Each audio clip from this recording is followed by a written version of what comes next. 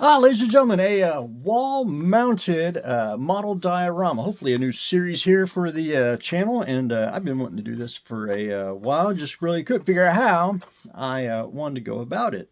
I wanted to make the Millennium Falcon that's attached to the bridge of the Star Destroyer from The Empire Strikes Back.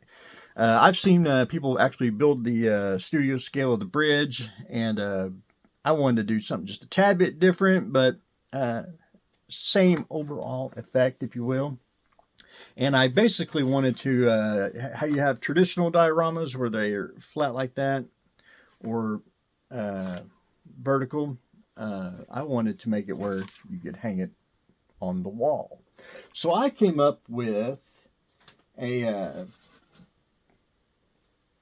basically a panel plaque type diorama of the Star Destroyer hull with uh, the Falcon being attached like that. So it's just an up close version instead of far away, and it'll look pretty slick on the wall with the Falcon attached to the Star Destroyer. So this started out as a simple picture frame. I skinned it with styrene, and for detail, I started adding styrene strips. I just cut them up. If you look closely on the Star Destroyer hull there, you might be able to see some raised paneling. They probably used styrene strip, plus they used a lot of ship kit parts on there, so that was a real easy thing to do. However, mine is not accurate to the Star Destroyer. It's close. It's a real, I want to say, a similarity of it. I just want the overall effect, as in, that's up close of the Star Destroyer hull. So I added all the styrene strips. I added some additional plating.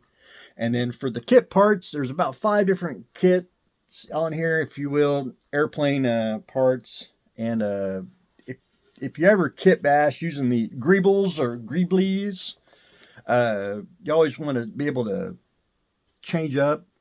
You don't really necessarily want to put the part down and be able to identify it. You kind of want to be able to add something to it just to change it up. And just a good rule of thumb if you're ever putting greebles on a project.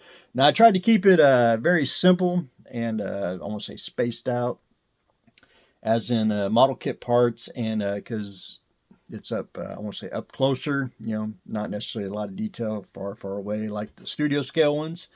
Panel's just about done. I got a couple more pieces I want to add, and then I want to go in with Mr. Scriber here, and I'm going to add in some additional panel lines and scribe them in, and I'll also will probably go with number 2 pencil and add some additional very light panel lines after it gets painted with a Star Destroyer base coat.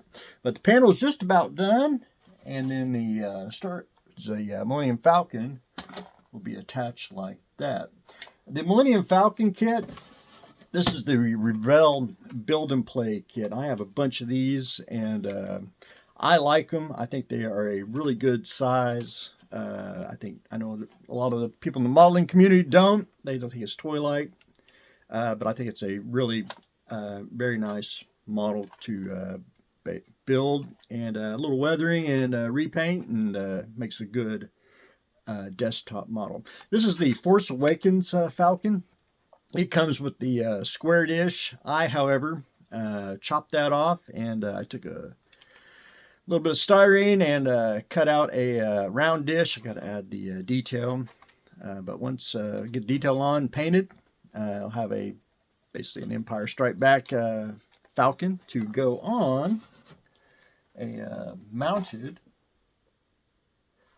wall plaque diorama. So I wanted to make this video a first quick, because I wanted to show all the progress. Next one will be pretty easy. It'll be just me finishing painting it, and which is basically a solid color and a little bit of weathering on the Star Destroyer. And then, of course, we'll weather and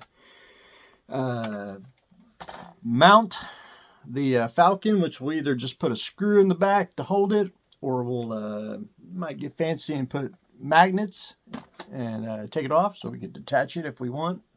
So we'll just see which is the best course of action, magnets or a screw, and just see what happens. But anyway, ladies and gentlemen, that's what I got going on today. Hopefully a new series, making a wall mount plaque dioramas. So that's what I've got going on today. So stay tuned for next exciting episode.